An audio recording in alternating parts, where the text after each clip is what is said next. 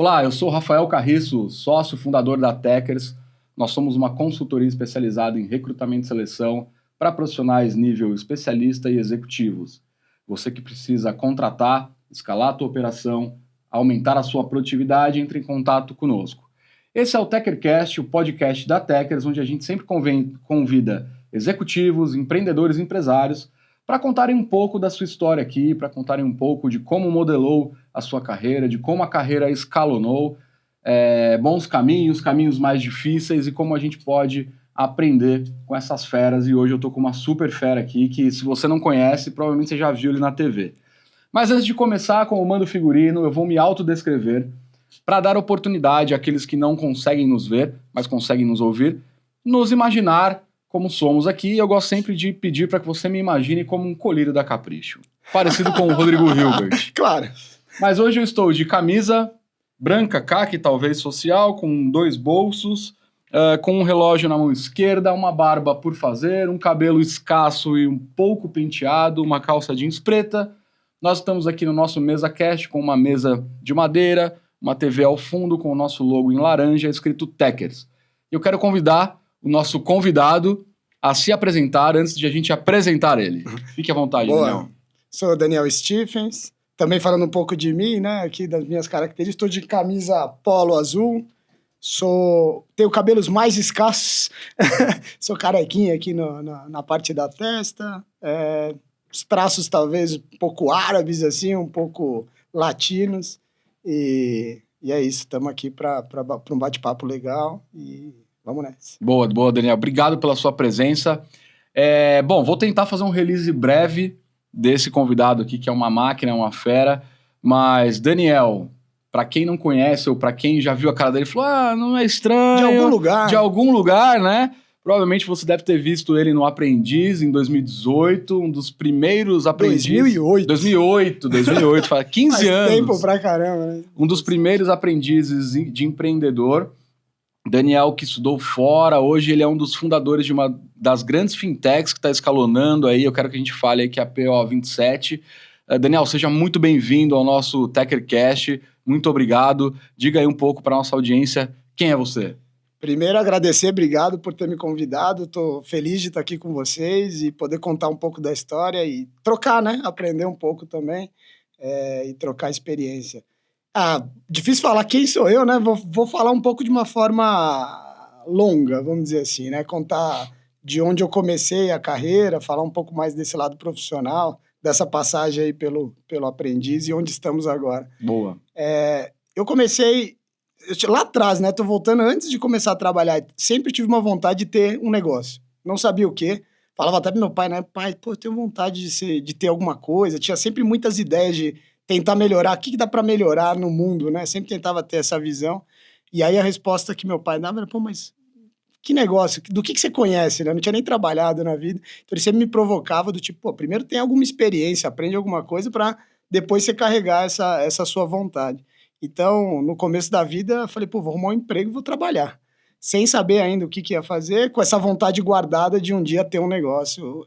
E aí nem sei por que eu tinha essa vontade, ela vinha de alguma coisa natural, assim.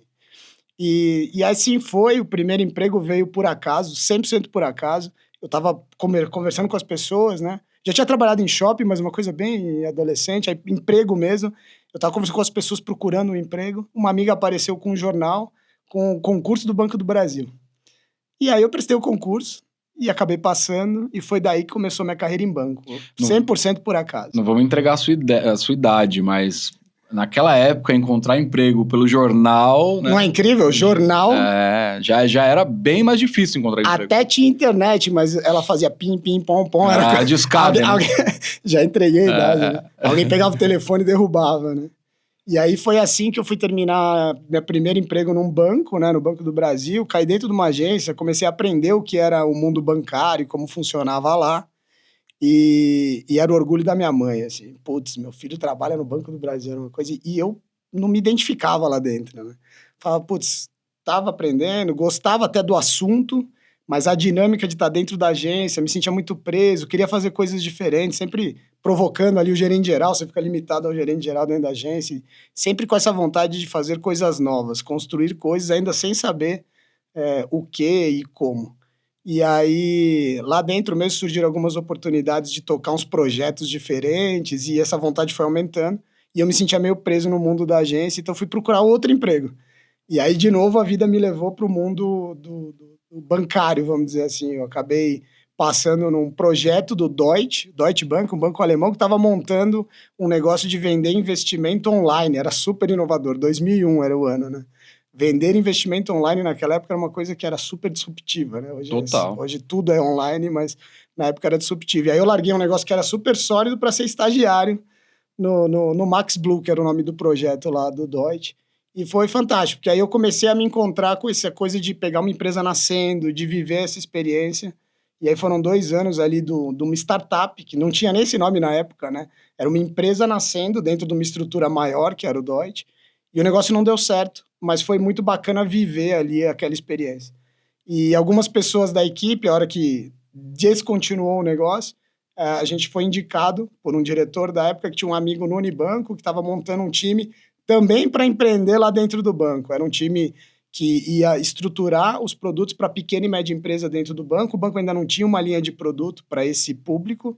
E aí decidiu trazer 30 jovens na época, pessoas ainda começando a carreira, para fazer o papel de ir até as agências, junto com o gerente da agência, visitar as pequenas empresas. E aí a gente visitava um monte de empreendedor, gente que estava começando o negócio, entender as dores que eles tinham em relação ao que estava faltando em termos de produto bancário, como era o dia a dia da empresa, e trazer essas dores e ideias para as áreas de negócio dentro do banco. E aí, putz, foi que eu comecei a me encontrar na vida, assim, porque foi uma experiência muito boa, tanto de admirar os empreendedores, as histórias que eles contavam lá, quanto de trazer boas ideias para o time interno de produtos, as áreas de negócio. E aí, numa dessas diálogos de ir para a ponta, voltar para as áreas de negócio, eu recebi a proposta para trabalhar na área de produtos, que eu não sabia direito que era uma área de produtos. E quando eu fui, putz, aí eu me descobri. Eu lembro até hoje, a primeira vez, é um negócio que não se faz mais, chamava REP, que era Requisição de Especificação de Produto, ou de Projeto, não tenho certeza. Que você escreve o que tem que funcionar diferente dentro do banco, né? E eu vim com uma ideia para minha chefe da época, falei, putz, a gente tinha que mudar esse produto, eu não lembro exatamente qual era. Ela falou, tá bom, muda aí, né? Caraca. Muda aí o produto. Eu falei, pô, mas eu posso mudar um produto de um banco com 1000 agências, tinha na época? Pode. E aí, pô, escrevi a especificação, enquanto eu escrevia aquele negócio, sabe quando você tá... Entrei em flow, né? Falei, pô, que coisa legal. Cara, você estava modelando ali, né? Assim, o fato de você ter essa autonomia para modelar um Exatamente produto, isso. cara, tem tudo a ver com empreender, com resolver problema, com criar coisas novas, né? Que muito louco. Foi a sensação de poder gerar impacto, né? Uhum. E pensar numa coisa complexa ali, muito novo ainda, né? Então, foi um prazer enorme. Isso era muito legal da cultura do banco como um todo, assim. Era um banco que topava descer um pouco a régua ali de autonomia e de hierarquia para a gente poder tocar as coisas em níveis não tão hierárquicos, vamos dizer assim, né? Tem muito banco que decide as coisas lá em cima e depois desce mais para execução, né? O Unibanco naquela época tinha esse perfil de ser um banco que deixava a galera tocar. Claro que você validava os grandes projetos, mas você tinha que levar a visão do que você ia fazer e pedir meio que um investimento para aquele projeto. O que tem cara também já de empreender, né? Total. Você vai com a ideia, monta um business plan, vende internamente, pega o cheque. Era muito parecido, claro. E viabiliza, né? Guardado as proporções que quando você empreende, né? Indo lá para frente, a hora que você vai empreender de verdade, você vê tudo que está funcionando em volta dentro de um banco que você nem imaginava que funcionava, né? O quão importante é a pessoa que cuida do banheiro, a pessoa que cuida das finanças, a pessoa que cuida da estrutura. Quando você está dentro de uma estrutura maior, é como se aquilo fosse automático, você nem olha para aquilo, né? E quando você vai empreender, aí você tem que fazer de tudo, né? Literalmente. Mas aí voltando para o Unibanco, ali que eu me encontrei, aí eu consegui conectar essa vontade de montar um negócio com começar a tocar projetos e fazer as coisas acontecerem. E aí eu pude viver um processo de carreira também dinâmico, assim, muito rápido. Quando você encontra a paixão com o que você faz bem, né? E aí, putz, eu fiz toda aquela escadinha de analista júnior, pleno, sênior, até conseguir ser gerente de produto. Foram 5 anos no total nesse processo. Fiz grandes amigos que eu tenho até hoje. Em que época que era isso? 2003 a 2008. Que era uma época onde o conceito de gerente de produtos ainda não era tão hype quanto é hoje, né? Nada, não tinha ali isso era- Agile, isso nada tinha, existia. né? E tinha uma divisão, né, que não é tão... Hoje em dia é muito mais clara, né? Mas aonde começa e onde termina o gerente de produto, ela não era tão técnica. Hoje em dia, um gerente de produto, ele é muito mais técnico e você tem as áreas de negócio fazendo as vendas de forma digital. Então, a área de negócio se aproximou muito do que era um pedaço de produto antes e a área de produto se aproximou muito do que era o papel de tecnologia antes. Por quê, né? No banco, por exemplo, o que era a área comercial no banco naquela época? Era o cara que estava sentado na agência. Você até tinha os canais digitais, mas nascendo, né? Você tinha ali o internet banking nascendo, tá começando a ter alguma coisa digital. Então, vender era de fato ter um time, uma equipe comercial. Não era você ser bom em canais digitais e marketing digital. Então, você tinha uma área comercial que fazia vendas. E a área de produto acabava fazendo precificação de produto, acabava definindo qual que era o público-alvo de cada produto. Então, você invadia muito o que são áreas de negócio hoje lá atrás. Tinha uma parte de gestão de produto e você fazia um pedaço de gestão de projeto, que era escrever essas especificações para a área de tecnologia, mas aí esse negócio funcionava muito mais separado do que é hoje. Você escrevia, aquilo ia para uma área de tecnologia que meio que analisava de forma isolada, te devolvia a análise que fizeram, então era muito mais lento e muito menos conectado as duas áreas, né? E você aparecia de novo para homologar, né? Que é testar se estava funcionando. Então era curioso, porque se você escrevia mal ou se do outro lado não tinha um entendimento igual ao que você escreveu, você tinha grandes surpresas na hora que você ia ver o que você tinha... Se o que você tinha idealizado naquele documento era o que de fato estava acontecendo. E a dor era enorme, né? Eram 3, 4 meses que demorou para desenvolver para você descobrir que, putz, não era isso. Então... Era muito mais sofrida a vida. Eu lembro que nessa época, cara, não sei se você acompanhou, se você estava no projeto, ou se foi você que modelou isso, mas eu lembro um produto que todo mundo que tá vendo e assistindo a gente aqui, com certeza vai lembrar, que era o Pique do Itaú. O Pique. Você lembra do Pique? Cara, eu conheço gente que ganhou dinheiro no sorteio do Pique e tal. E todo mundo queria ter um Pique, porque era, cara, na prática, barato, era um investimento e tinha um retorno não tão demorado, né? E eu fiquei imaginando, cara, quem foi que modelou isso? Porque pra época que a gente tá falando, a tecnologia de... Hoje é super claro ver como funciona isso, né? O que conecta o que tem de middleware nisso, quem pensou nas regras de negócio. É muito claro pra gente ver hoje, né? Mas na época não, cara. Criar isso, né? Porra, quem criou isso aí, cara? Que ideia genial, né? Genial. E era super rentável pro banco. Imagina, cara. Muito rentável. O meu universo ficou muito ali nas pequenas e médias empresas, né? Vindo daquele mundo. E aí a minha atuação não foi nesse produto, não. Mas esse produto era genial para todos os lados, né? Era muito bacana. O meu universo ali foi, putz, como é que a gente ajuda as pequenas e médias empresas a dar mais crédito para elas, mas também de uma forma rentável, né? Controlando a inadimplência. Na época, você não tinha informação disponível online como tem hoje. Então, para você saber quanto faturava uma pequena empresa, você tinha que perguntar pro dono. E aí, pô, nessas visitas a gente via, né? O cara se abre, às vezes, com o comercial ali, fica até amigo. Pô, se eu botar aqui, quer que eu ponha mais faturamento, eu ponho, eu preciso do dinheiro e tal. Então, você não podia confiar necessariamente num papel que... Né, o lobo cuidando da ovelha ali, né? Sim. Então, como é que a gente consegue saber quanto ele faturar? Pelos recebíveis. Eu vou olhar para a conta dele e vou ver os recebíveis que passam pela conta, o que ele fatura, dinheiro entrando na conta. E aí você olhava para os instrumentos que geravam recebimento, então era cheque na época, tinha duplicata e tinha o cartão nascendo já com uma visão de que cartão ia dominar esse negócio.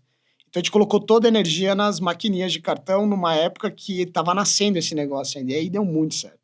Porque a gente desenvolveu tanto as soluções das maquininhas, da Redcar, que tinha na época, que hoje é a Rede, VisaNet. Por um volume, imagino, gigantesco, né? Porque você pega PME, né? Putz, é muito Vai fluxo. desde a padaria, sei lá, concessionária de carro, enfim. Todos os segmentos. Então, putz, foi muito legal, que acabou até invadindo até o corporate depois os produtos, né? Porque a gente foi criando as soluções de ter os recebimentos de cartão, fazendo uma oferta que na época só a gente conseguia fazer de colocar todas as maquininhas no balcão, caindo na mesma conta. A gente chamava isso de combo de domicílio na época. E aí conseguia dar crédito com a garantia desse fluxo de recebíveis entrando na conta. Putz, foi super disruptivo. E aí deu muito certo o negócio. Que animal. Foi isso que alavancou também minha carreira para jovem ainda conseguir ser um gerente que já com uma equipe e tudo de produtos lá. Fui bastante reconhecido também. Até que eu decidi do nada, né? Do nada. Eu tava com carreira consolidada. Como que chegou o aprendiz na tua vida? Foi isso, cara. Eu larguei tudo do nada pra... E foi muito curioso, assim, eu via... Pô, a gente acaba assistindo, né? Reality show e tal. E esse é um que eu gostava. Não era apaixonado, mas gostava. Falei, pô, esse... Eu assistia na TV e me imaginava lá. Era engraçado.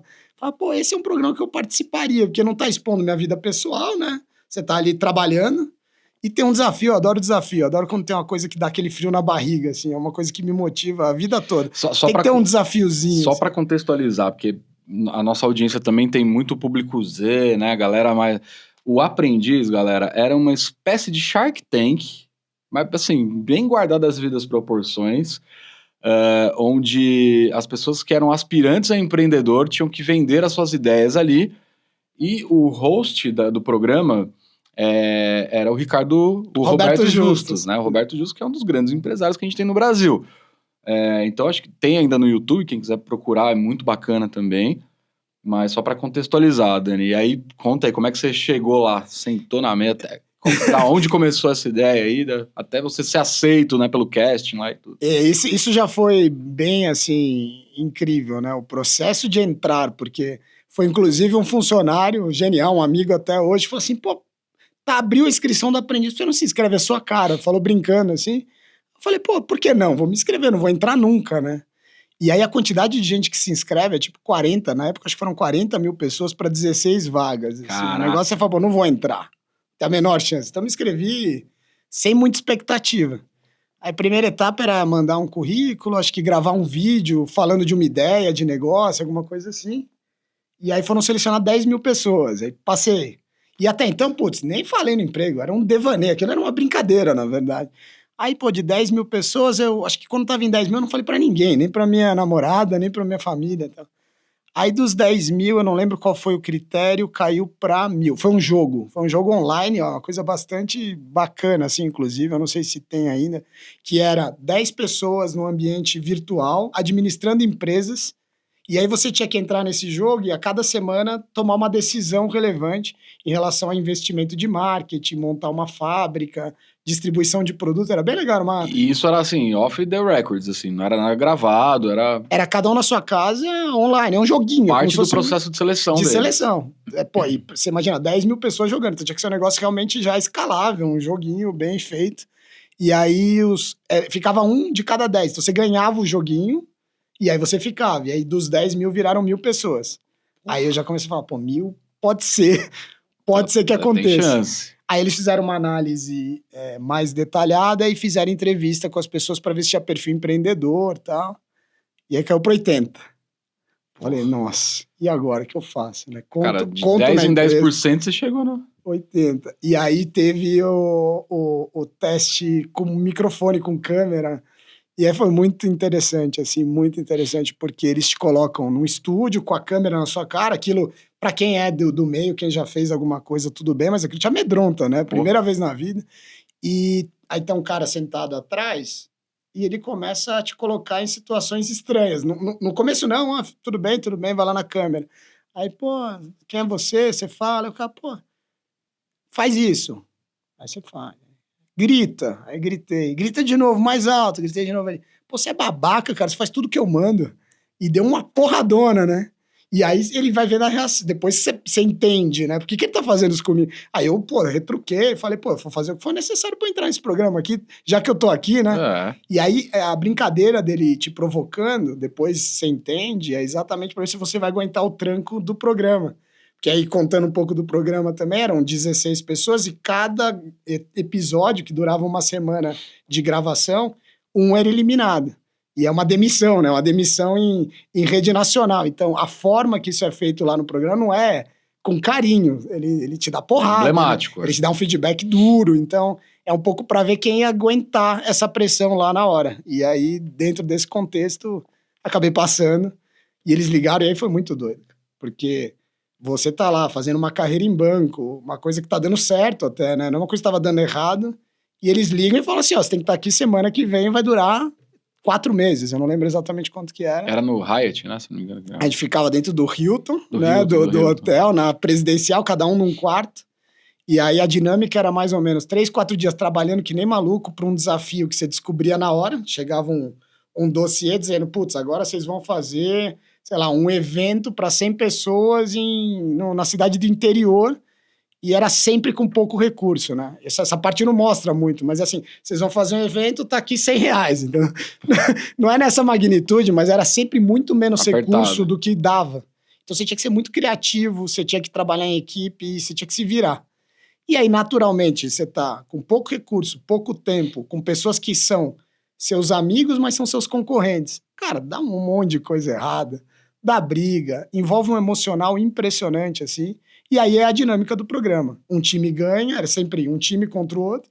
Um time ganha, passeia, ia, umas putas viagens legais e tal. E o time que perdia tinha um eliminado por episódio desse. E a dinâmica, foi muito bom pra vida, assim, né? Eu acho que de principais aprendizados que eu tive, eu tava fazendo a carreira em banco, então, no banco você vai vendo o que é referência de sucesso, né? É o diretor do banco. É um ambiente ali meio que padrão. Você olha para quem tem sucesso dentro do banco, é um cara que estudou numa faculdade de ponta, normalmente no mundo bancário tinha muito homem, né? Como diretor, tem um padrão de comportamento, de forma de agir e tal. Então isso fica ali meio que para você como aquilo é um exemplo do que é sucesso. E quando eu fui para esse programa, pro aprendiz, as pessoas que estavam lá vinham de carreiras e caminhos completamente diferentes do meu e eram brilhantes, assim, eu aprendi demais com elas.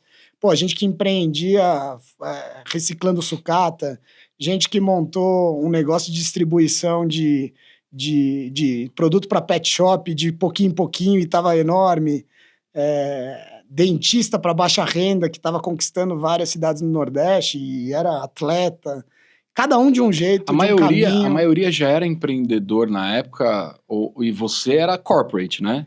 Eu era executivo. Banco. Lá dentro do programa devia ter ali uns 10 empreendedores ou autônomos para 5, 6 ali que eram de carreira. Então tinha eu que era de banco, tinha um outro que era de indústria farmacêutica. E qual que era a tua ideia, Dani? Você lembra? Na época? Cara, o que você defendia? Eu não vou lembrar qual que era. Você tinha que... Quando você, na inscrição, teve que vender uma ideia, mas no meu programa era para você sair já sócio do Justus com investimento aportado na empresa. Então, no anterior ao meu, era para montar o teu negócio. Na minha, você tinha que vender uma ideia de negócio para ver que você tinha perfil empreendedor, mas o final era o Justus colocando dinheiro junto com o vencedor e montando um negócio novo. Legal. Virar sócio dele. Boa. Mas foi uma experiência incrível. Então, teve esse aprendizado em relação a quebrar essa referência do que era sucesso, já virou uma chave e me despertou de novo o negócio que eu tinha lá atrás. Eu quero ter um negócio, quero fazer diferente, né? Eu acho que isso foi muito legal. O segundo foi ter tido coragem de largar uma carreira que tá vindo muito bem. Eu ia falar isso, cara. Pra mim, esse é o principal desafio para quem quer empreender, cara. Coragem, assim, é o soft skill, talvez. Dá para chamar de soft skill, porque coragem não é habilidade, né? Coragem é mandatório, né, cara? Sem coragem, você não empreende. Você não vai. Você CLT sempre, né, cara? E tudo bem. Também. Você tem que ter um lado um pouco ali, não tão racional, né? Tem que ter uma coisa meio relacionada a uma coisa passional, ou alguma coisa que já vem com você ali no DNA. Porque, inclusive... Foi uma das provocações que me fizeram no banco na época, né? Você vai sair do banco, você tá fazendo uma carreira legal. E o gestor virou pra mim e falou assim, mas você quer ser da TV ou você quer ser de banco? Não tem nada a ver uma coisa com outra. Qual a sua carreira? E me deu uma trucada e tal. E eu fui muito mais pela escassez da oportunidade. Falei assim, quando eu vou ter a chance de participar de um programa, de um desafio desse e tal, de televisão, que eu sei lá como é, que legal. Quando eu vou ter um outro emprego igual que eu tenho, cara, emprego eu vou arrumar. E eu acho que essa coragem vem junto com uma autoconfiança, né? Eu tenho coragem porque eu tenho autoconfiança em mim. Deu errado, eu vou arrumar outro emprego. Eu vou conseguir. Não é possível, eu tô indo bem, eu entendo do que eu faço. Então, foi essa combinação, assim, que... Eu ia te fazer uma pergunta com relação a isso, porque hoje em dia, a mídia, né? Tanto a internet quanto a mídia de televisão, ela tem um impacto maior até, acho que, do que antigamente, né? Por exemplo...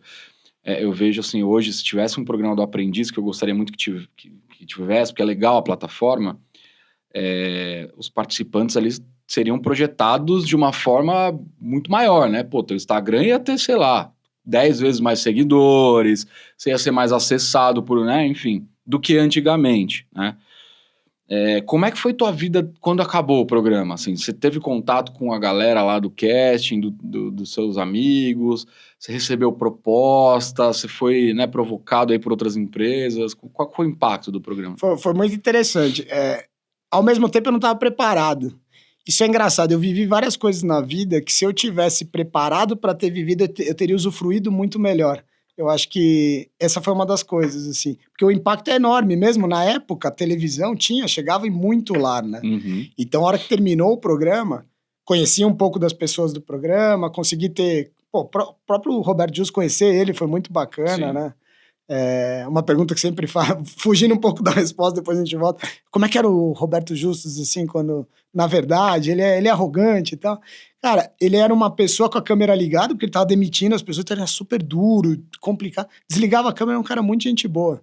Um cara rápido, inteligente, que tem um ego enorme, isso não dá para questionar, mas um cara brilhante. E foi muito bacana estar próximo tanto dele, quanto enxergar um pouco do mundo ali da televisão. É incrível, né? É uma realidade que a gente não imagina quando tá só sentado do outro lado da TV, e o impacto que gera. Putz, eu saí famoso.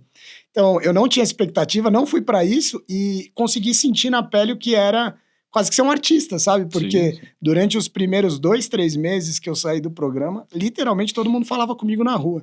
E era um negócio muito doido. Porque aquela época passava era todo dia que passava? Passava 2 vezes por semana. 2 vezes por semana, cara. Eu lembro que você parava, assim, pra assistir, né, cara? Não tinha tanta opção. Por outro lado, de você também, você não ter o canal... Realmente, eu não tinha um canal direto, tinha só o Orkut. Uhum. Orkut. Entregando a idade de novo. Só tinha o Orkut, né? Você não tinha esse canal direto comigo, mas com a televisão, exatamente por não ter essa quantidade de opção, as pessoas assistiam, Sim. né? Então, putz, de todos os níveis sociais ainda, isso é muito interessante, porque é um programa, como era um programa mais de business, às vezes a gente acha que vai falar para uma bolha, né? E pelo contrário. Atingiu todo mundo. Todo mundo. Então, putz, na rua passando, o cara da obra brincava comigo, me demitia. Legal. Logo depois tem uma situação muito engraçada, né? Logo depois, assim, eu bati o carro e putz, eu sempre andei de ônibus numa boa, eu não tenho frescura. E as pessoas, quando te veem na TV, é automático que você tá rico. Né? Assim, na cabeça, as pessoas, no imaginário delas, pô, se você tá na televisão, você é um cara de sucesso. Claro. Eu bati o carro, fui andar de ônibus. E aí o menininho ficava me olhando. E ficava me olhando no ônibus, assim, oi, tudo bem? Ele falou, moço, você não tava na TV? Aí eu falei, tava, ele... E tá no busão com a gente.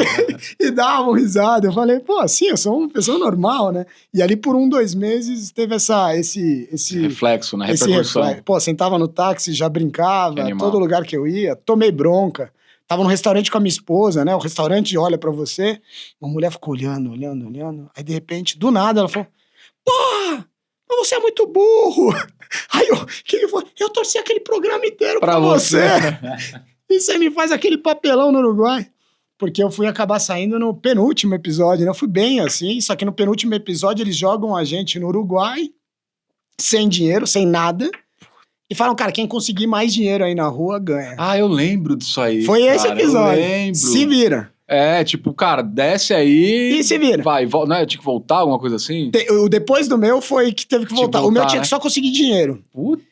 E, cara, aquilo me deu um bloqueio de todos os jeitos, assim, porque eu fui tentando coisas do tipo, putz, deixa eu tentar vender flor, fui na floricultura, falei, vou vender flor no Farol, confia em mim, e eu não falava nada de espanhol na época, e aí, pô, você parece, imagina um cara que só fala espanhol tentando falar em portunhol, não, confia em mim. Que credibilidade você passa, né? Nenhuma. E aí tomei não, no 10º não, aquilo me arrebentou psicologicamente, e, putz, aí não consegui nada de grana, zero. E aí, muito foda. E eu não conseguia pedir. E aí um bloqueio que me deu de confundir realidade com ficção. Eu entrei numa piração de, pô, se eu tivesse nessa situação na real. E aí você vê, putz, você fica com a cabeça até muito mais sensibilizada por quem tá numa situação difícil, né? Porque você fala, cara, uma coisa é partir de uma situação que você tem conhecidos, que você tem algum capital, tá? E quando você tá numa situação que ninguém te conhece, você tá abandonado, sem capital, aí você fala, putz, tem tanta gente assim vivendo. Confundir isso mas é um baita exercício também, nossa, né, cara? De humildade também, cara. de se colocar no lugar, né? E falar, putz, é difícil, né? Tem essa diferença mesmo. Então foi muito bom pra vida. E outra coisa que foi muito bom, para terminar de coisas que somaram, foi o exercício de estar sozinho, de não ter nada de válvula de escape. Você tá num programa desse, parece que você tá super acompanhado, mas você tá acompanhado de um monte de competidor. E aí eu entendo todo mundo que dá piti num qualquer programa desses de reality show. Cara, eu entendo. Qualquer pessoa que perde a cabeça, porque você está no ambiente, todo mundo tem sua válvula de escape, seja comer, seja um esporte, seja beber, seja estudar, qualquer um tem. A família, qualquer coisa do tipo. Quando você está no programa, você não tem. Você tá com a câmera ligada na sua cara o tempo todo, com pessoas que são seus amigos, mas são seus concorrentes. E sozinho, né? Então, no final do dia, você tá sozinho. Então, o exercício mental, psicológico foi incrível. E isso pra tua vida, cara, deve ter sido um baita de um combustível, né? Porque a gente vai chegar, né, hoje em dia e faz muito sentido, né? A tua carreira pilotar pra onde ela chegou hoje, porque tem muito a ver com banco, com empreendedorismo, com coragem, na minha cabeça faz tudo total sentido. Mas daquela época, com quem que você ainda tem contato? Você ainda fala com Justus, né? O cara te liga, manda um WhatsApp, eu vim tomar um vinho aqui em casa. Quem que você conhece ainda que fala ou não, assim... Teve algum fruto que você colheu de lá, que hoje você fala, pô, um contato que eu fiz lá, hoje me ajudou, hoje é meu parceiro, enfim. O que gerou, assim, com as pessoas, teve uma amizade ali de mais de curto prazo, teve um contato ainda com o Justus, mas nada de negócio, né? Foi um contato ali muito mais amistoso, ele tem muito carinho por quem participa do programa, mas isso foi se perdendo, né? Não foi uma coisa que foi cativada nem por mim, nem por ele. Com algumas pessoas que participaram do programa, eu criei bons contatos, bons amigos. Não os vejo muito, mas quando a gente se vê é muito bacana. Faz um ano e meio, a gente juntou todo mundo de Todos os Aprendizes, com o Walter Longo, que é um cara brilhante. O próprio Roberto Justus foi. Então foi bem legal. A gente ainda consegue manter um network. Tem gente que está no mercado, que foi de outros episódios que a gente se fala, se encontra nos eventos do mercado financeiro, né? No Febraban Tech, por exemplo. Eu sempre encontro o Thiago, que ganhou o episódio anterior, ele está no mercado, tá na TechBan até hoje, então é bem legal. São pessoas queridas que a gente mantém um contato, mas mais distante. Mas de impacto para a carreira, o que aconteceu foi, logo depois, todos os bancos quiseram falar comigo. Que animal. Sem exceção, todo mundo me chamava para conversar, e eu estava desempregado, né? Porque eu tinha aberto mão. Então foi muito bacana de abrir portas, todos. Não necessariamente porque tinha alguma coisa concreta, mas, sabe, essa coisa de ir conectando. As portas ficaram mais abertas para mim, isso foi muito bom. E foi uma brincadeira que quebrava gelo durante a minha carreira, durante muito tempo. Depois que eu saí, eu fui para a Redcar, que era do grupo do Unibanco, foi até uma indicação ali de pessoas próximas. Fiquei um ano lá e depois eu resolvi, fiquei com essa coisa do empreendedorismo já comigo mais forte, né? Vendo as pessoas picou, lá, né? O bichinho picou. Tive a coragem de largar um emprego e arrumei outro emprego, no mesmo nível, sentei na Redcar, mais ou menos no mesmo nível. Então o que eu achava que eu ia conseguir, eu consegui. Então, pô, que risco eu tenho de tentar uma coisa mais empreendedora? E aí comecei, tinha muita ideia, rabiscava muito business plan de ideia enquanto eu estava ainda na Redcar. Aí um amigo que estava lá pulou para uma empresa que estava com 40 pessoas, nascendo ainda, montando a área de produtos, e falou, pô, Daniel, você quer montar do zero a área de produtos, você tem um perfil tão empreendedor, vem pra cá. E aí era uma empresa que foi onde eu aprendi o assunto que hoje eu empreendo. Então, putz, fez toda a diferença na minha vida, e a coragem de ter feito o movimento ajudou muito ter participado. E no próprio processo de entrevista, o presidente sabia do programa, gostou, um dos principais tomadores de decisão ali, gostou de saber sempre foi uma brincadeira, né? Toda sala de reunião que eu ia, alguém queria me demitir, então virou um quebra-gelo muito bom para a vida e acabou ajudando por muito tempo. Hoje em dia é raro quem lembra, mas ainda tem. Pô, te conheço de algum lugar. Não, por isso que eu comecei aqui. Você vai olhar, você vai falar assim, peraí, não me é estranho. Não me é estranho. Ótimo. E, cara, chegando hoje, né? Eu tava falando com o Daniel aqui nos bastidores, né? Nós tivemos a oportunidade de começar a parceria no começo do ano para algumas posições. E eu estava almoçando com meu sócio por aqui e duas pessoas da mesa do lado falaram, é como se fosse a PO 27 e tal. E aí eu lembrei do Daniel, lembrei da Lívia e fiz o convite a ele, né? Então, assim, de toda essa sua carreira, aí você resolve empreender na PO 27. Da onde sai essa ideia? Da onde que tu conhece tua sócia, né? Hoje, depois ele vai falar um pouco mais, mas uma empresa já com 60 pessoas, já não é mais uma startup. Como é que você chegou para modelar a PO 27. O que significa a PO 27? Eu estava dando uma pesquisada na internet, eu vi que tem alguma coisa com o mercado automotivo, né, de arrancada de motor, enfim. Mas conta pra gente desse projeto aí que tá só crescendo. Legal. E conecta com essa empresa que eu entrei lá nessa época que eu fiz um movimento um pouquinho mais empreendedor. Eu fui pra uma empresa chamada Gravames. Não sabia nem que era um gravame, e fui pra uma empresa chamada Gravames. Aí eu comecei a estudar o que é o gravame, né? E basicamente um gravame é quando você vai financiar um carro, né? Você, pessoa física, vai financiar um carro, tem um banco que está fazendo o pagamento para o dono do carro, e aí ele precisa ter uma garantia se você não pagar esse financiamento. Ele coloca um gravame no carro, é você colocar uma alienação fiduciária, que é a garantia de que se você não pagar pelo bem, o banco tem o direito de pegar aquele veículo para ele. Então foi daí que veio conhecer esse mercado e começar a trabalhar com o assunto. Foi exatamente no movimento, logo depois ali do aprendiz, de ter ido para essa empresa pequena na época, mas que já tinha um sistema enorme. Era uma empresa pequena, empreendedora, mas que tinha acabado de consolidar o Sistema Nacional de Gravames ali debaixo dela. E aí foram 5 anos que eu fiquei no total entre essa empresa e a CETIP, que foi quem comprou essa empresa, porque a gente entrou com a ideia de fazer um IPO, de novo, era uma startup, mas não tinha esse nome, vamos consolidar a empresa, vamos fazer um IPO, já tinham pessoas com essa visão lá dentro, trazendo executivos ou pessoas que tinham já uma bagagem maior de mercado ali financeiro. Então a gente viveu, eu e minha sócia, estou falando da gente porque eu já estou incluindo a Lívia, foi lá que eu conheci ela. Conheci tanto a minha sócia, a Lívia, quanto a Rose, que está com a gente, que foi a pessoa que estava desde 1994 Caraca. Construindo esse Sistema Nacional de Gravames, integração por integração. Caraca. Esse sistema, ele conecta banco com Detran. Então, é um grande conector, uma grande plataforma que conecta o mercado financeiro com os Detrans, né? E você garante que consegue fazer essa alienação fiduciária. E aí, a PO 27, ela nasceu um pouco mais para frente, teve um hiato de tempo aqui que eu fiz um monte de coisa, e aí conecta o empreendedorismo, né?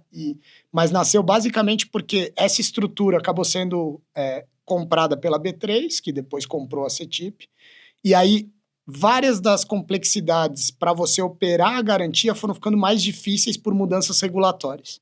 Então, dentro da B3, esse negócio ficou de um tamanho menor do que da relevância, porque a B3 é enorme. Então, ficou um assunto que é mais um assunto dentro de uma estrutura muito grande, e a parte regulatória ficou muito mais complexa. Então, o mercado começou a ter muita necessidade de ajuda. Essa ajuda era muito respaldada nas associações, e a Lívia, que é minha sócia, era a pessoa que dava consultoria tanto na CREF quanto na FEBRABAN, para dizer para os bancos o que está valendo em cada estado, em cada Detran, como eu opero essa garantia no país todo. E aí ela começou a conversar muito, a gente era muito amiga, a gente manteve amizade, né? Mesmo depois que a gente saiu da CETIP, que aí eu vou contar o que eu fiz, a gente sair da CETIP e montar a PO 27 depois. E aí ela falou, tô recebendo muita demanda, eles não estão sabendo operar, minha consultoria é para ser jurídica e regulatória, só que a dúvida deles é transacional, eles não sabem operar. E aí veio a ideia, eu conversando com ela na amizade, por que a gente não pega esse seu conhecimento, que é incrível, ela conhece não só a parte regulatória, como ela também conhece do transacional. Vamos botar num sistema? E foi daí que nasceu a ideia, assim, vamos pegar a cabeça, era a cabeça dela e botar num sistema que a gente consiga divulgar para o mercado financeiro como um todo. E foi dali que a gente começou a trabalhar na ideia do que hoje é a PO 27. Nasceu de um sistema que dizia como fazer, e hoje a gente virou essa infraestrutura para boa parte do mercado. Hoje, de cada 3 veículos que são dados como garantia estão passando pela nossa infraestrutura. Então, é um negócio já gigante no sentido transacional. E assim, Dani, não tem a ver com o IA, né? Não diretamente, no começo não tinha nada a ver com o IA. Assim, a tecnologia em si, ela é um meio para viabilizar essas conexões, mas ela não é uma empresa que, se você fala assim, o que faz o diferencial da empresa é a tecnologia em si? Não. Ela viabiliza a gente ser muito eficiente, a tecnologia, por N formas de utilização dela. Um exemplo, a gente monitora todas as mudanças regulatórias diariamente. E aí consegue filtrar com tecnologia, o que uma pessoa demoraria, sei lá, dias para analisar um diário oficial, a gente consegue analisar em minutos ali e tirar a conclusão do que vai impactar o banco nesse assunto. Então, a gente consegue ter uma tecnologia que dá muita eficiência. Mas não é a tecnologia que é o grande diferencial. O grande diferencial é você conseguir traduzir mundos muito diferentes. O mundo do governo, do Detran, com o mundo do banco, da pessoa física que está financiando um carro, tem nada a ver um com o outro. Não fala a mesma língua, literalmente. E aí conseguir conectar, né? Ser um grande de uma plataforma que traduz línguas muito diferentes e cria padrões, porque você tem cada Detran operando de um jeito, e aí daí que veio o 27.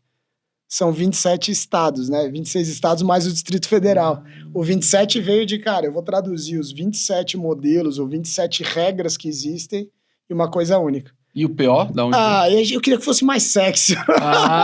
Pô, eu vi e falei, pô, a gente tem que contar uma história mais sexy pra esse PO. Esse PO é plataforma operacional, ponto. Pronto, tá aí. Era pra ser mais sexy. Não, eu fui pesquisar, cara, PO 27 é um erro no veículo que tem a ver com o sistema de tração. Não, mas não foi por isso. Eles pensaram em tracionar a empresa, tá ligado? Cara, foi simplesmente nome sendo dado, na época ali, com a cabeça de regulatório jurídico, eu ali querendo fazer o produto rodar, nenhum dos dois com muita criatividade. Animal. Quando a gente começou a montar, aí isso a gente fez muito certo, assim, empreender.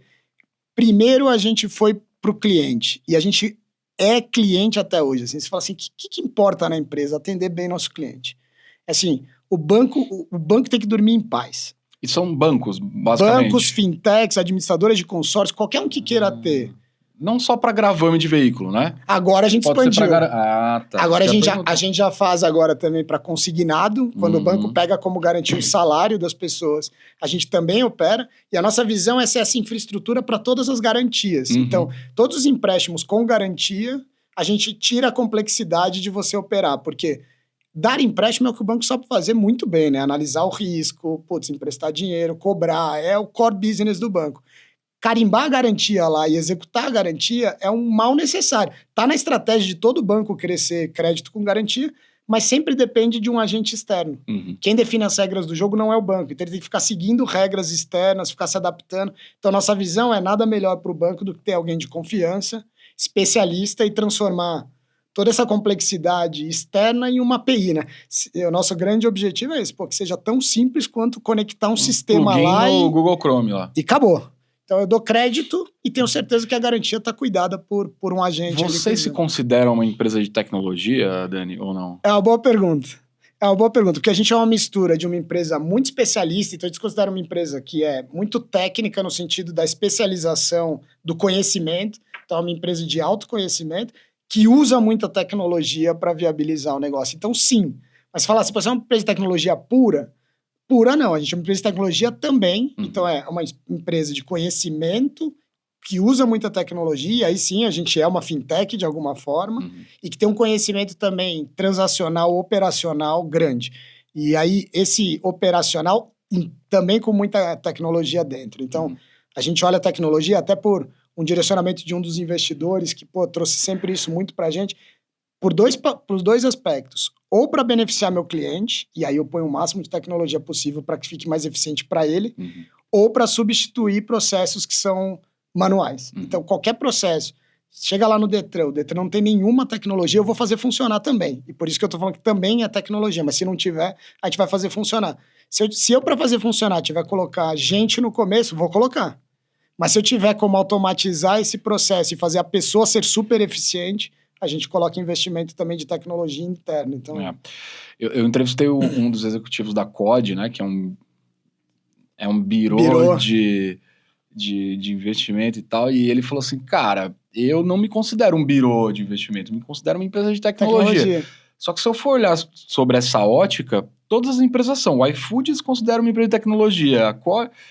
Porque, cara, a tecnologia, na verdade, é um meio para um fim. É né? isso. E, assim, o conhecimento... Não existiria tecnologia se você não conhecesse a regra do negócio. É isso. Como é que o jogo joga.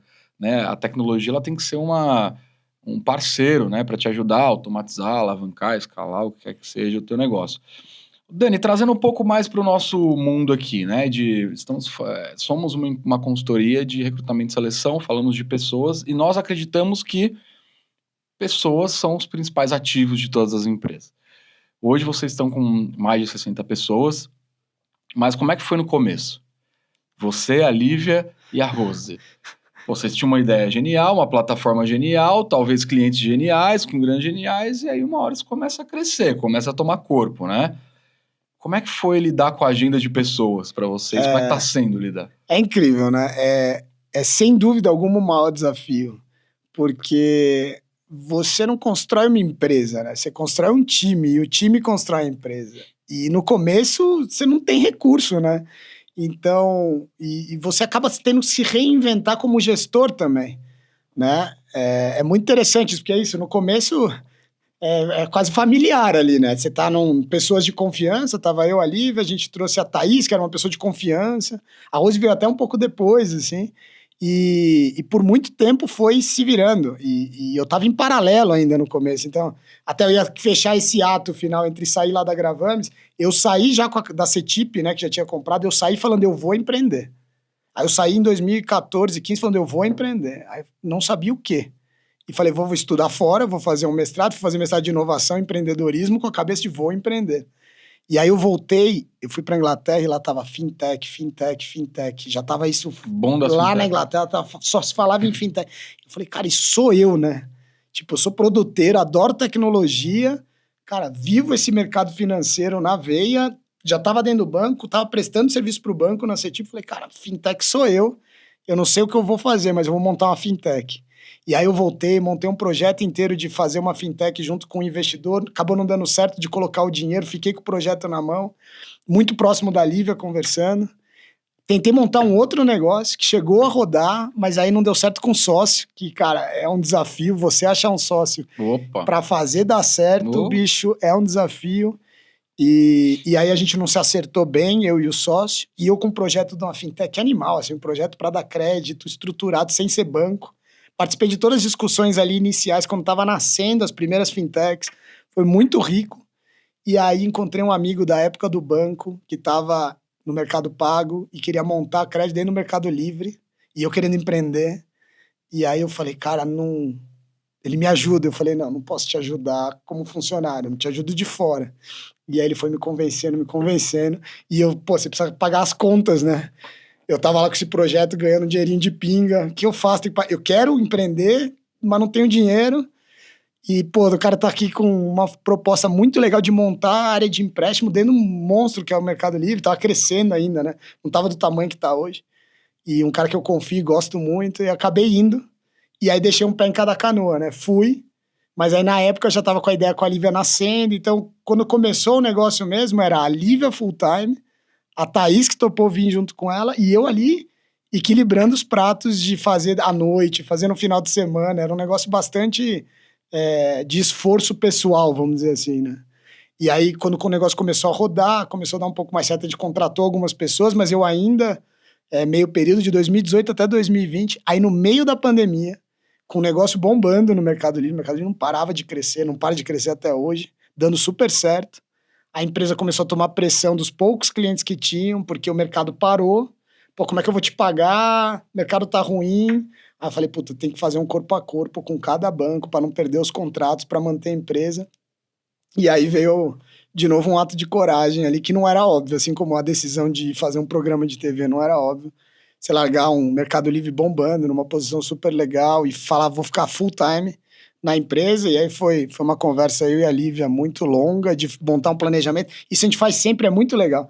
A gente sempre faz um planejamento de qual o pior cenário que pode acontecer com a empresa. Desde o comecinho a gente faz isso, e ajuda muita gente a ter segurança. A gente fala, putz, se der tudo errado, o que a gente vai fazer? A gente tem um plano. A gente sempre teve um plano desde o comecinho de se der tudo errado. E aí, pô, se der tudo errado aqui em 2020, foi isso, no meio da pandemia que eu resolvi, pô, dá para carregar até dezembro aqui o custo. E como eu saí lá do Mercado Livre, tinha um monte de gente me oferecendo emprego. Aí eu falei pra ela, cara, se der tudo errado, eu arrumo emprego e põe todo mundo da equipe. Aí tinha 4 pessoas na época.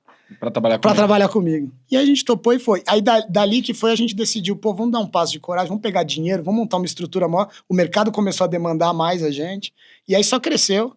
A gente pegou um cheque e aí veio, pô, agora vamos contratar, vamos montar o tal do time que a gente precisa com esse dinheiro do investidor. Vocês foram atrás de investidor anjo de investidor. No começo? Na verdade, o anjo a gente não usou. O primeiro investimento a gente fez pessoa física, eu e a Lívia mesmo colocamos dinheiro e muito trabalho. E a gente contou muito com uma software house muito parceira nossa, que ajudou bastante no começo.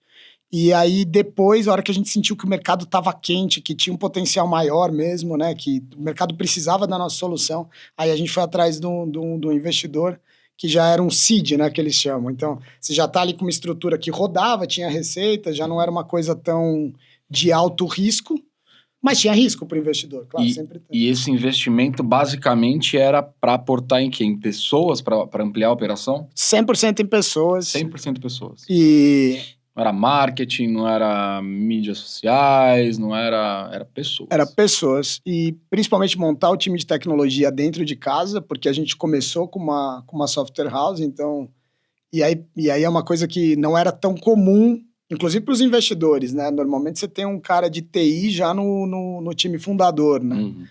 Mas falava, cara, eu que tô definindo o produto. Claro, não tô botando a mão no código, mas eu tenho domínio e tal. E a gente quer montar esse time. Então o cheque foi muito para estruturar um time de tecnologia do zero, né? Montar todo o time. E aí todas as estruturas da empresa de transformar, e isso foi muito legal, porque eu vi o podcast do investidor, é a Domo Invest, né, que é nosso investidor. Sim. Eu vi um podcast do Marcelo, que é um dos sócios lá, falando, cara, a gente adora investir em empresa que é um CNPJ e quer virar uma empresa. Eu falei, cara, tô me sentindo muito... Eu sou muito fã dos caras da Domo, inclusive o Gabriel, o Cid. Eu já convidei, viu, cabeça, para vir aqui falar um pouco, que é um cara genial. A Domo tem um portfólio de investidas, assim, pô, cara, fora de série, assim. Muito legal. E eles têm uma cabeça muito disruptiva, cara. Eu acho uma galera jovem. Até, por uma cabeça muito, muito fera, assim. O Gabriel é um cara que a gente já fez algumas posições bem legais com ele, para algumas investidas. E, pô, que legal, não sabia que vocês estavam no portfólio dele. Muito legal. E aí bateu o santo, sabe? De escutar o que a gente queria fazer e o que ele falou que ele gostaria. Eu falei, pô, vai dar certo. E é curioso, porque a gente escuta alguns empreendedores que os caras saem fazendo um monte de busca de investidor, né? O nosso deu certo por N caminhos, assim. Eu vendo o Marcelo, já pinguei ele. Por acaso, alguém lá do time de search achou a gente também, por acaso. E foi dando certo. Claro que a gente falou com mais algumas... Vocês não estavam em feira, nada. Vocês estavam operando. Operando. Dia a dia, bora. Esse é um negócio que é curioso. A gente é muito trabalhado. A gente é muito mais da operação do que dessa relação com o investidor. Total. É muito mais executor, assim. Uhum.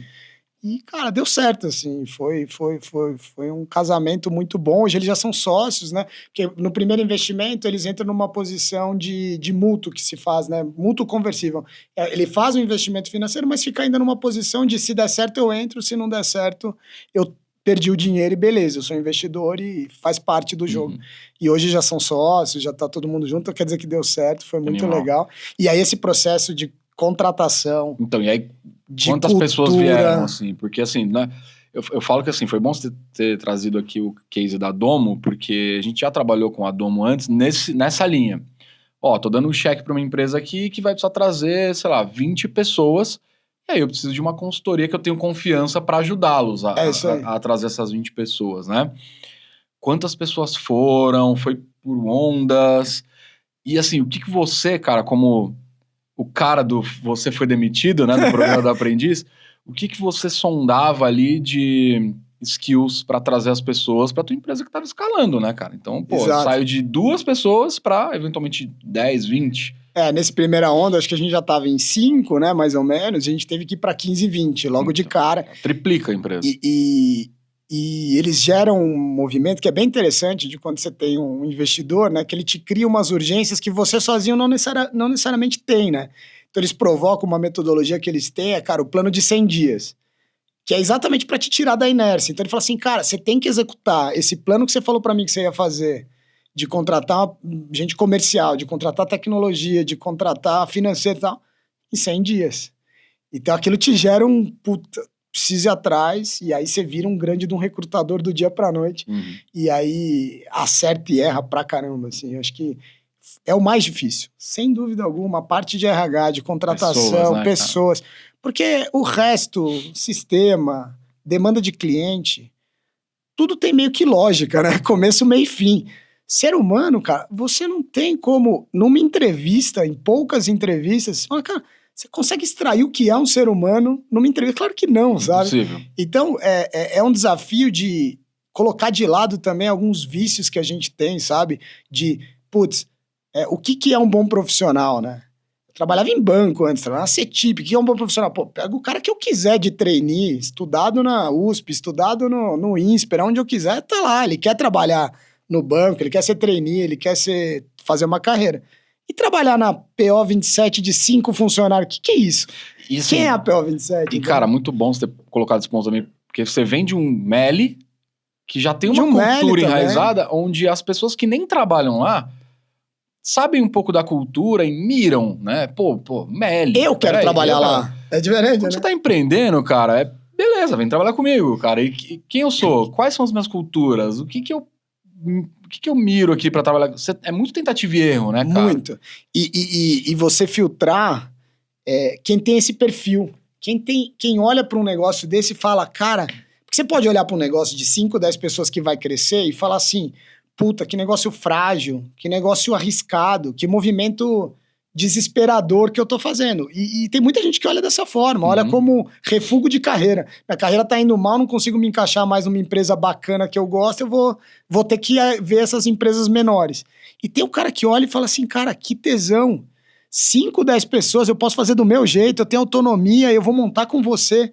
E assim, identificar esse perfil não é fácil. Tem muita gente que falou que tinha esse perfil. Pô, que fantástico. Chegou no Go Live lá. Sem dar nome, né? Pô, cara da IBM. Nossa, meu sonho é porque aqui é muito burocrático, aqui tem muito conselho, tem muito comitê, eu quero ir para um lugar assim porque eu tenho esse perfil e tal. Põe a proposta, recebeu a contra, não se mexeu, né, cara? Queria aumento. Então, assim, é muito difícil. Não é na entrevista que você pega. E como é que você aprende a ter esse lado? E eu e a Lívia somos muito racional, os dois. A gente tem perfis muito diferentes, a gente é oposto no estilo. Eu sou criativo, do produto tal, ela é pé no chão, concreta, disciplinada, executora com excelência, assim. E eu sempre tentando fazer coisa nova, fazendo coisa diferente. Mas na hora de tomar decisão, os dois racionais, sempre. Aí como é que você é 100% racional com pessoas? Não dá certo, cara. E vou te falar que a gente só foi aprender depois de errar muito. E uma coisa que a gente fez certo, a gente errou e não teve ego. A gente já resolveu rápido. Coisa que em empresa grande você não faz. Você contrata uma pessoa numa empresa grande, é ruim você já logo demitir de cara. Pega mal pra você, pega mal pra RH. Pega mal pra marca da empresa. Pra marca da empresa. Tem métodos, tem forma de você fazer isso dando feedback durante trimestre, semestre. Tem muita política. Quando você é uma empresa pequena, o que eu fazia sempre de metáfora, para as pessoas, inclusive, cara, nós estamos numa canoa em alto mar. Sentou na canoa e não remou, bicho, fica muito mais pesado. Não é que ficou pouco mais pesado carregar. Você tá num transatlântico, você botou uma pessoa lá dentro do navio, não faz nem diferença pro transatlântico. Ele vai continuar navegando. Você tá numa canoa, botou a 6ª pessoa que a gente contratou, ela não remou, cara, é 15% de peso a mais para quem tá remando. Então não dá para você demorar para corrigir. Então isso a gente fez rápido. Errou, a gente já avisava, pedia desculpa para a pessoa, fazia o ajuste rápido. Mas aí a gente percebeu que os que a gente acertava foram os que a gente não foi pelo racional, por incrível que pareça, foi pelo estômago. Como assim estômago, né? Cara, eu não sei explicar. Como eu sou racional, eu tenho dificuldade até de descrever. Mas é uma coisa meio que de conexão, de... Não bateu o santo. E a gente começou a contratar assim, cara, e melhorou muito. Claro que tem um mínimo ali de qualificação e tal, mas em relação ao perfil, em relação à energia, e a gente tem considerado uma terceira variável, além do conhecimento soft skills e hard skills, que a gente sempre tenta analisar, que também tem a ver com esse negócio de bater santo, de energia, ou não sei, de feeling, que é, cara, o custo emocional das pessoas. A gente tem chamado assim, que é, pô, tem pessoas que carregam com ela ou um ativo emocional, naturalmente, é uma pessoa que chega e contagia, uma pessoa que chega e faz o ambiente mais agradável, te impulsa, te dá vontade de estar com ela, e tem gente que, cara, vem com uma energia que já, cara, drena. Tudo tá difícil, tudo é pesado, tudo... A gente tem olhado para essa variável, não sei ainda como criar essa metodologia. Cara, tem uma empresa, não sei se você deve conhecer, eu não sei, que chama Acesso Digital, que eles foram um puta case de... Fazia o cartão pré-pago, acho que é essa, não é? Eles foram um baita case de startup na época, porque eu lembro que o cara que fundou, ele fazia um caixa, eles eram pequenos, assim, sei lá, tinham 40 pessoas na época, ele fazia um caixa que... Se eles batessem a meta do ano, 30% desse caixa era para a empresa inteira ir para Disney. Eles levavam até a faxineira para Disney, todo mundo. Então eles tinham essa cultura de pessoas muito forte. Isso aí eu tô falando de 2012, tá? 13, faz muito tempo. E aí eu lembro que eles criaram um cargo que era o Guardião da Alegria. Olha... Que, porra, para muitos era o palhaço ali da empresa, mas esse cara era o que você falou. Ele era o cara que contagiava, era o cara que, pô, tava... Ele não tinha um cargo, mas ele tava ali pra garantir que a galera tava bem, que a galera tava feliz. E ele tinha esse skill de contagiar mesmo ali a galera, né? E eu nunca tinha parado para pensar sobre essa ótica, cara. Tem pessoas que são muito boas, mas que puxam a energia do time para baixo. Para baixo. E tem pessoas que não são tão boas tecnicamente que empurra para cima a energia do time, né? E como é que vocês fazem para identificar isso, cara? Ele tá muito, técnica? Tá muito empírico ainda. Você identifica claramente quando tá já dentro do time, né? Mas como é que você identifica antes, né? Como é que você identifica isso pré-contratação? É muito difícil. Ainda tá muito no feeling, a gente tá tentando ver se a gente cria algum método nesse sentido. Mas fez muita diferença, sem dúvida alguma, assim. Não dá para medir de forma objetiva. Mas que nem tem o técnico lá do Chicago Bulls, ele fala que ele tinha o Dennis Rodman, que era um cara encrenqueiro, né? Falou, não dá pra ter mais de um num grupo. Você pode ter um gênio, que o cara é muito bom tecnicamente, você fala, pô, esse cara aqui gera um conflito, mas vamos lidar com ele. Mas se você tiver muitos disso, isso acaba com qualquer capacidade de gerar valor. E a gente acredita muito na capacidade coletiva de gerar valor, né? A gente tem um dos valores da empresa, cultura, que eu acho que é um tema legal a gente falar também de cultura, que é conflito construtivo, a gente chama. E a gente acredita que discordar é muito bom. Só que tem que ter uma energia muito positiva para você saber discordar e seguir construindo, né?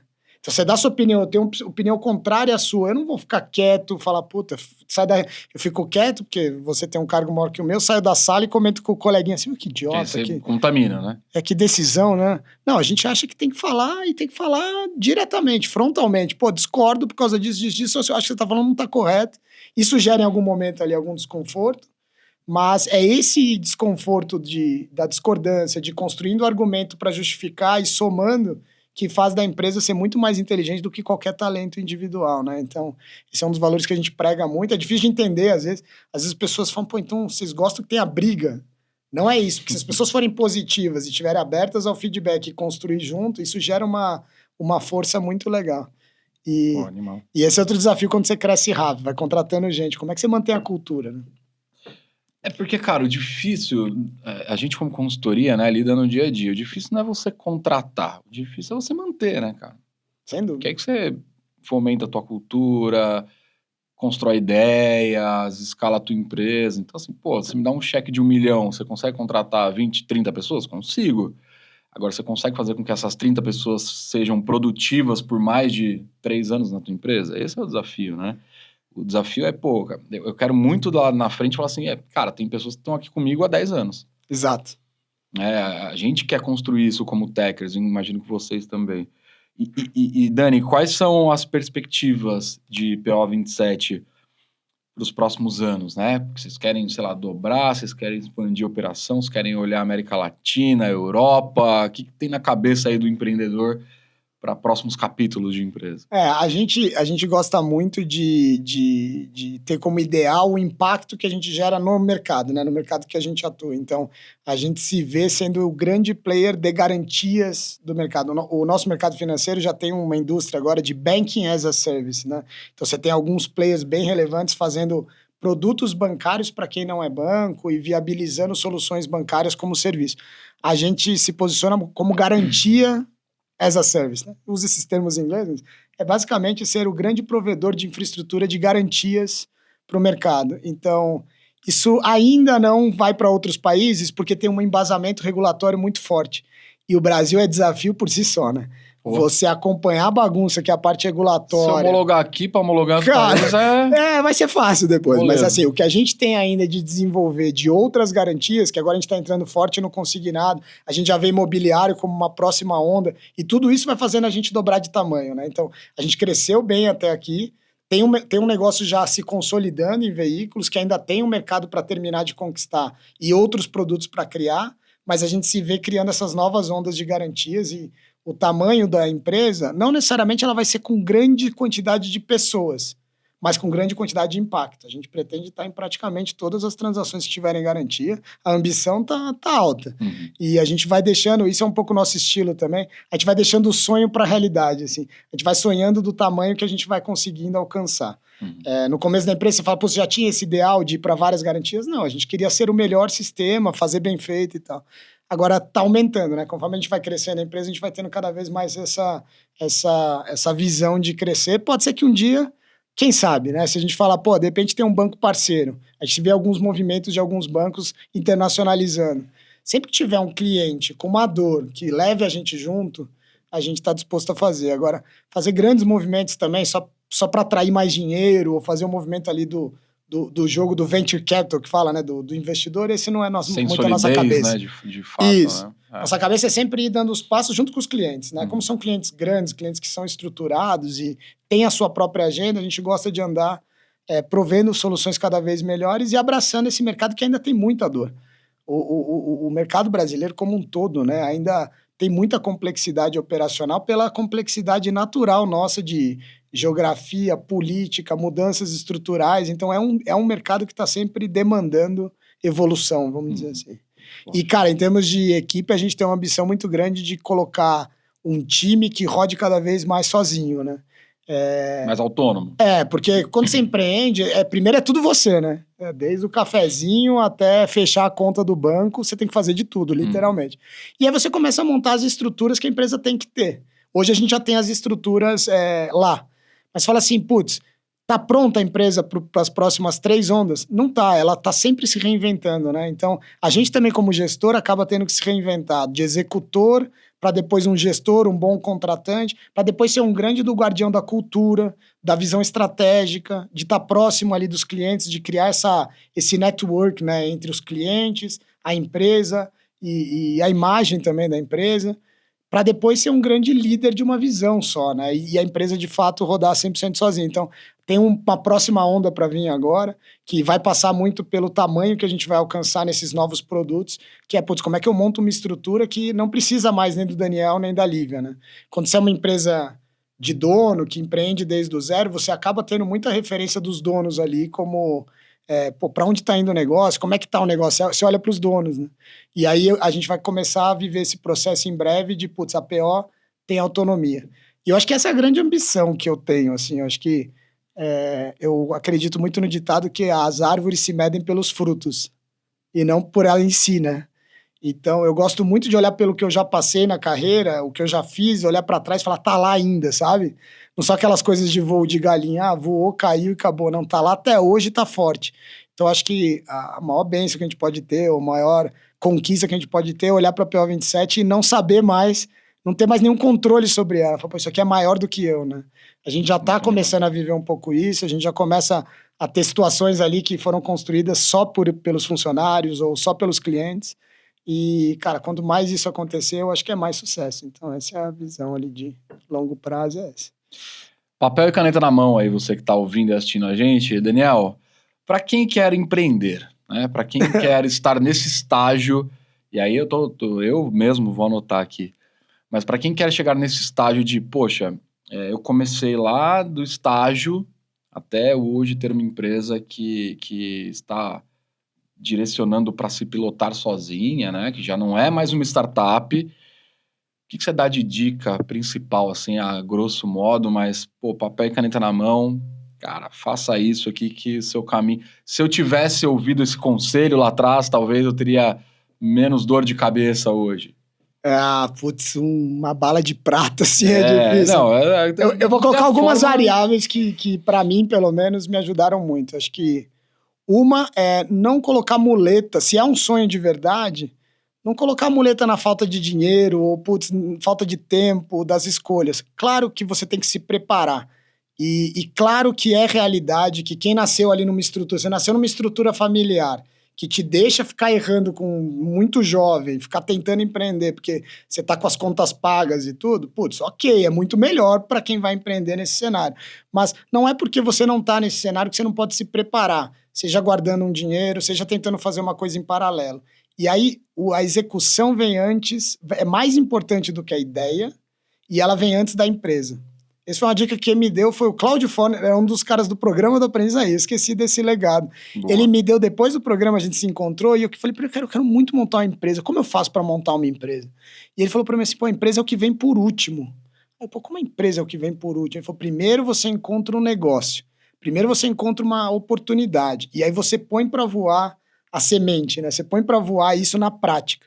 E aí você vai encontrando se tem um negócio. Tem um negócio? Tem público? Tem preço? Porque não adianta também você ter um negócio de graça, né? Tem Sim. preço, tem público, tem potencial de crescimento. Putz, se você é capaz de executar, aí você monta a empresa. E foi uma provocação muito boa e eu acho que isso vale para todo mundo. Todo mundo pode estar empreendendo a qualquer momento. A partir do momento que você começou a vender um produtinho aqui ou começou a desenvolver alguma ideia, como vocês, putz, estão empreendendo aqui, é muito mais a prática do que a ideia, do que a estrutura, do que pegar um cheque. Talvez em países mais desenvolvidos, onde você já tem esse mercado ali de risco, de investidor anjo meio que disponível, né? Talvez você possa fazer o caminho inverso. Pega o cheque com uma boa ideia e depois executa. Mas no Brasil, quanto mais a gente consegue colocar em prática a ideia e validar fazendo, eu acho que é o melhor caminho para se seguir. E o outro, e aí funcionou para mim, né? Tem esse... A gente olha muito para os que deram certo. A maioria dá errado. A gente tem que ter isso na cabeça também. E tem que ter o prazer do medo de dar errado. É esquisito isso, mas você tem que ter um certo prazer no risco que você está correndo todo dia, né?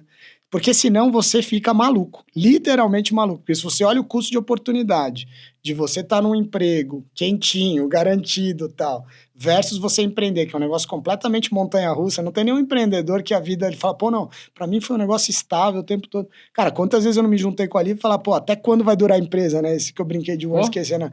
E aí você tem que ter esse prazer desse medo. Assim, dessa instabilidade. Fala assim, putz, é duro, tem dia que você chega em casa e chora, mas tem dia que você chega querendo estourar um champanhe e fala, pô, agora vai dar certo pra caramba, que legal. Então, se essa montanha-russa te faz bem de alguma forma, se você gosta dessa adrenalina, cara, vai e confia. Se não gosta, não empreenda, né? Não, Acho que é um pouco eu disso. falo que, cara, não tem problema nenhum você ser CLT, cara. Imagina, eu fui CLT, 80% da minha carreira até agora eu fui CLT. Isso. E tá tudo bem, cara, tá tudo bem. Mas para quem quer empreender, né, eu acho que tem que lidar com essa situação de que, cara, a tua vida vai ser instável, bicho. Ela vem junto, não tem jogo. Você tem que gostar dessa instabilidade. Né? O Flávio Augusto mesmo diz que a estabilidade não existe. E eu concordo plenamente. Não existe, cara. Não tem, assim. Isso é legal. Quando você vira essa chave, eu virei essa chave quando eu parei de trabalhar na CETIP, que eu falei, cara, vou empreender, eu virei essa chave na minha cabeça. A gente fala assim, que estabilidade, né? Não que tem, falsa sensação de estabilidade que a gente acredita, que nem eu saí do banco lá na época. Teve gente que ficou, né? Aí você pensa assim, a estabilidade do emprego naquela instituição você não tem, cara. Não tem. Nenhuma. O dia que, por exemplo, o Unibanco virou Itaú, de repente, eu saí do aprendiz, já não era mais Unibanco, já não tinha o banco que eu trabalhava. Então, quem disse que eu teria minha cadeira? 4 meses depois. Mudou a gestão, você pode ir pra rua do dia pra noite. E não é uma questão de estabilidade sentado na cadeira, é uma questão de sua capacidade de conseguir novos desafios e que queiram o seu skill. Sim. E paguem por ele. Se esse pagamento vai vir no modelo CLT, ou se esse pagamento vai vir no modelo emitindo uma fatura, o que interessa é a sua capacidade de ser um cara raro ou que tem um talento que alguém vai querer contratar. Então, a partir dessa visão de estabilidade, sua vida fica muito mais leve, assim. Porque você fala, cara, eu vou focar em estudar, em ter experiências diferentes, em fazer projetos difíceis. Porque, pô, vou ficar aqui fazendo um projeto simples, um trabalho igual. Teve gente que ficou 20 anos lá no banco, que eu conheço que ficou 20 anos fazendo a mesma coisa. Pô, quem tá no risco maior é ou ele? Às vezes eu me questiono, porque assim, pô, é uma pessoa estável naquela função, naquela empresa. Pois é. E aí? E se depois de 20 anos você é desligado, será que você sabe fazer outra coisa? Será que você vai ter energia para se reinventar? Exatamente. Você nunca se reinventou, né? Agora, quem tá tomando porrada e se redescobrindo todo dia, vem mais um problema, vem mais uma onda de crise, ou perde um emprego, você fala, cara, vamos de novo. Eu vou por esse caminho, eu vou por aqui. Eu gosto muito de pensar, assim, cara, como empreendedor hoje, que as pessoas falam, mas é política, o momento do Brasil. Cara, o empreendedor não pensa nessas coisas. Não. A gente não pode pensar nisso. Eu não posso depender do momento político, cara. Quantas ondas eu não peguei de tipo assim, cara, 2022 o mercado contratou muito. Ou 2022 o mercado contratou pouco. Eu tenho amigos que foram empreender em consultoria e ficaram ricos.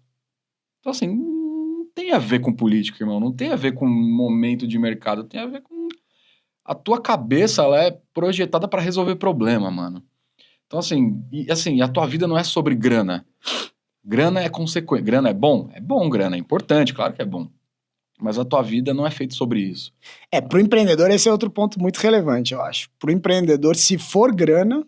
Esquece, tu vai se frustrar. Vai, porque realmente os que têm sucesso realmente ganham muito mais dinheiro do que ganhariam fazendo outras coisas, mas os que têm sucesso são a minoria. Pô, um fundo de venture capital, por exemplo, investe em 10 empresas para acertar em 3. Significa que 30% de que foi escolhido para receber um investimento, que já é um pedaço, vigorou, né? Vai dar certo. E que os 70%, eu brinco às vezes que eu vou no evento da Domo, eu falo assim, pô, os caras da Domo vão estar aqui, mas essa galera que está aqui em volta de mim, muitos vão ficar no caminho. Bom. É mais ou menos como um programa, lá vai acabar caindo ao longo do caminho. Então, a maioria vai dar errado, a gente tem que ter isso na cabeça. Se você vai empreender, você tem que ter na cabeça que, cara, é uma jornada que vai, sem dúvida alguma, te dar aprendizado, vai te enriquecer em termos de capacidade de se virar com os problemas e tal, mas não necessariamente vai te dar grana. Pode ser que você saia assim, com uma mão na frente e outra atrás. E aí eu passei rápido aqui, eu já tinha tentado outros negócios, sabe? Assim, em paralelo. Quando eu tava na CETIP, eu tentei um e-commerce que ficou rodando com outro amigo, acabou não dando certo. Então, você tem que meio que ir tentando coisas, sabendo que pode dar errado e que provavelmente vai dar errado até que vai dar certo, né? E o que aparece na mídia é engraçado. É sempre o cara que dá certo. Quando dá errado, a maioria não... Mas é porque, cara, tem aquele ditado que fala assim, quando a maré é baixa, os corais se destacam, né? Cara, eu não conheço um empreendedor que não deu errado. Eu não conheço, mas assim, os grandes, cara, são os que não desistiram. É isso aí. Saca? Os que não desistem dão certo. Em algum momento vai dar certo, né? E é muito sobre resiliência, né, cara? Muito sobre, pô, ser inconformado. Isso. A gente é inconformado, cara. Assim, pô, não deu certo, eu vou tentar outra coisa. Não deu certo, eu vou tentar outra coisa. Eu vou tentar outra coisa, até dar certo. E quase que deixar o ego em casa, né? Deixa o ego em casa, cara. Não, tem que ter vergonha de levantar de novo, começar de novo, de pedir ajuda. É o lance de, cara, eu vou andar de ônibus. Vamos aí. Porque não me afeta andar de ônibus, cara. Meu foco é outra coisa, tá ligado? Exato. O ônibus é só um meio de transporte. Eu tô olhando lá na frente, né, cara? Então, pô, espero que você tenha notado né, essa dica. Dani, a gente sempre tem um costume aqui de encerrar pedindo aqui para os nossos convidados colocarem pra gente aqui um livro, uma série, um filme que assistiu, ou que tá assistindo, ou que mudou. Aí tem gente que traz o Lobo de Wall Street, tem gente que traz o Primo Rico, Pai Pobre, Pai Rico, Pai Pobre. O que você tem, cara, sei lá, de livro, de série, de filme, que, pô, cara, isso aqui virou minha chave, isso aqui mudou minha cabeça. Ou tô lendo isso aqui, ou tô ouvindo isso aqui. Eu gosto muito das coisas que tem a ver com inteligência emocional, gosto bastante, assim, acho que ajuda a enxergar o mundo de um jeito diferente, assim, as situações que a gente passa. Então, Daniel Goleman, né, eu gosto de toda ali, dessa parte de inteligência emocional. Como é que chama o outro? Pensando Rápido e Devagar, né, acho que é esse o nome do livro. Do Kahneman, também muito bom. Então, toda essa parte da inteligência emocional, acho que ajuda a gente ao longo de uma trajetória mais instável, né, quem tem ali conflitos ou coisas não tão concretas. Gostei muito do livro também do Ben Horowitz, que é The Hard Things of Hard Things, né? O lado difícil do lado difícil. Ele fala muito das coisas difíceis, né? O lado difícil das coisas difíceis. E é um cara que fala da jornada de empreendedorismo, quanto foi complexa, quantas vezes ele achou que ele estava falindo e isso trouxe uma nova onda, né? Então, eu acho uma leitura que vale muito a pena também para quem quer empreender. E eu gosto de um livro chamado Flow também, que aí é um pouco mais filosófico. Eu sempre gosto, assim, uma coisa ou inteligência emocional, mais filosofia, mas sempre com algum embasamento científico. Eu gosto de coisas desse tipo. Que aí fala um pouco de como você lidar com a vida, assim. O Flow é você ter um estilo de vida que está sempre buscando uma posição onde você está vivendo coisas concretas que te geram um nível certo de desafio. Então, no livro ele fala, por exemplo, de que um bebê está sempre em flow, porque ele está obrigatoriamente aprendendo tudo, né? Ele está escutando uma língua que ele não fala e aprendendo uma língua, ele está tentando pela primeira vez se movimentar, engatinhar. Então, a vida de um neném é sempre em flow, porque ele está com desafios constantes, fazer coisas novas que ele nunca fez, e está do tamanho certo para aquele momento dele. E isso é muito fácil para uma criança, e a tese é que quando você está em flow, você está feliz, porque você está conectado com a ação que você está fazendo, você está vivendo aquilo. E para uma criança é quase que natural, então a criança vive ali meio que o momento, vive o aprendizado, e quando a gente vai ficando mais rígido, mais velho, fica mais difícil de manter-se em flow. Então, o que a gente tem que buscar, e que eu acredito muito e levo como filosofia do livro, é se colocar em situações onde você tem sempre algum desafio de aprendizado, ele é maior do que o seu nível de conhecimento atual, mas não tão alto a ponto de te gerar medo e te gerar trava, né? Você põe um desafio tão grande que você fica com tanto medo que você não se mexe. Então, ficar encontrando essas situações na vida E aí, pô, empreendedorismo é um prato cheio, né? Só de tocar a empresa, você já tá vivendo isso o tempo todo. E aí, quando você tá em flow, ele fala que você se conecta tanto com a atividade que você perde a noção do tempo, de onde você tá. Sabe quando você entra tanto no... Acho que acontece, talvez, com quem curte um podcast aqui, tá aqui conversando, na hora que você vê, pô, passou 2 horas, né? E eu acho que é um pouco isso. Então, esse livro é muito bacana. Para quem quiser ter uma filosofia, assim, de vida, é legal. Bom, show de bola. Valeu o like aí, galera. Valeu esse papo aí com o Daniel Stephens. Daniel, obrigado pela tua presença aqui, cara. Quero fechar aqui agradecendo muito você, a PO27, a Lívia. A Lívia tá convidada aqui também para vir aqui bater um papo com a gente quer ouvir um pouco da sua história também. O pessoal da Doma aí, que eu tenho um carinho especial, Gabriel e todo mundo que quiser vir aqui, portas abertas. Muito obrigado. Daniel, você tem alguma mensagem aí que você quer deixar aí para finalizar o nosso papo? Fica à vontade aí. Cara, primeiro agradecer demais, valeu, foi muito prazeroso, assim, não sou um cara com experiência em podcast, mas adorei, foi um papo muito gostoso, obrigado por me receber aqui e portas abertas pra gente conversar mais. Mensagem final, acho que, putz, eu sou um cara que gosto tanto de empreender, que eu acho que todo mundo devia tentar. Não precisa ser empreender, não olha para empreender como montar um negócio, né? A gente fala de empreender. Cara, é um projeto, é fazer alguma coisa que você tem guardado aí dentro de você, que você fala, puta, eu queria tanto tocar no instrumento, eu queria tanto conhecer um país.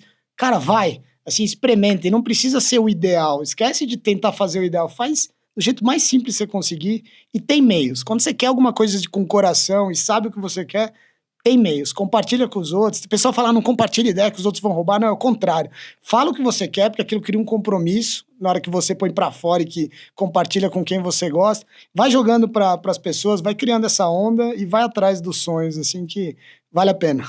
No mínimo, traz um aprendizado. É isso. Boa, Daniel. Valeu. Obrigado. Para você que está nos ouvindo e assistindo, muito obrigado. De novo, né? Esse podcast ele é patrocinado pela Techers e pelo Estúdio Picles, então você que quer gravar aí seu podcast, você que quer gravar teu conteúdo corporativo, ou você que quer ter uma experiência, como o Daniel falou, de gravar um MesaCast, entre em contato com a gente aqui, que vai ser um prazer te receber para uma visita aqui e fazer uma parceria com o teu projeto, tá bom? Obrigado a você que está nos ouvindo e nos assistindo pelo Spotify, pelo LinkedIn, pelo YouTube. Entre nas nossas plataformas, curte e compartilha. Obrigado e bons negócios. Tchau.